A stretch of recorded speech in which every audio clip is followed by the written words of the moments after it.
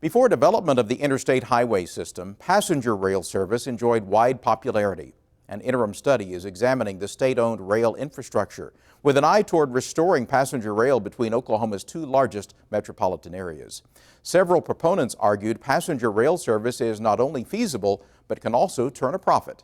Between 2001 and 2009, the average vehicle miles driven by drivers aged 16 to 34 dropped 23%.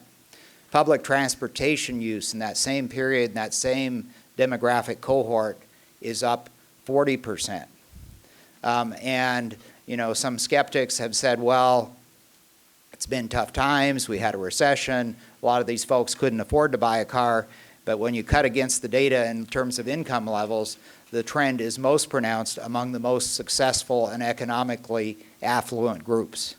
So in Oklahoma, the opportunity that we saw at Iowa Pacific was to take advantage of a somewhat unique situation in that there's state ownership of a rail corridor between the two major urban centers of the state.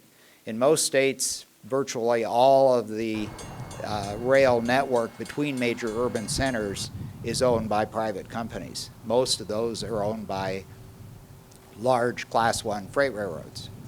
And the interesting thing about this corridor is that it is an important freight corridor, but the traffic density in terms of the number of freight trains on the route do allow for a cost-effective scenario for shared use with both passenger and freight transportation. What we learn in passenger train corridors, short-distance passenger train corridors, is there are two main attributes which contribute to success. And success, I mean revenue increases and particularly ridership increases, and that is frequency and reliability.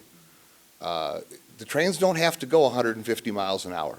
They can go 80 or 90 miles an hour as long as they run on time and there's enough of them to take people back and forth. It's a great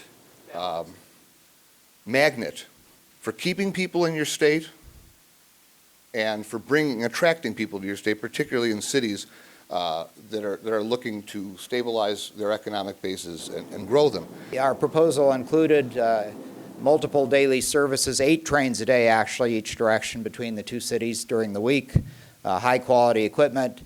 As I mentioned, we needed upgrades to the existing track structure, a very strong focus on marketing, on community engagement, on special events as a way to get people familiar with using the rail mode.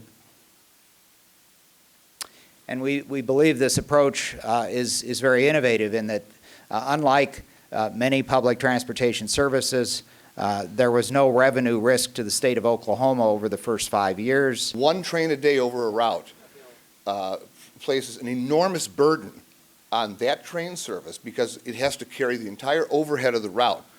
The minute you put a second train on, we did this in Illinois, the legislature voted more money to pay Amtrak to double service and frequency on existing routes.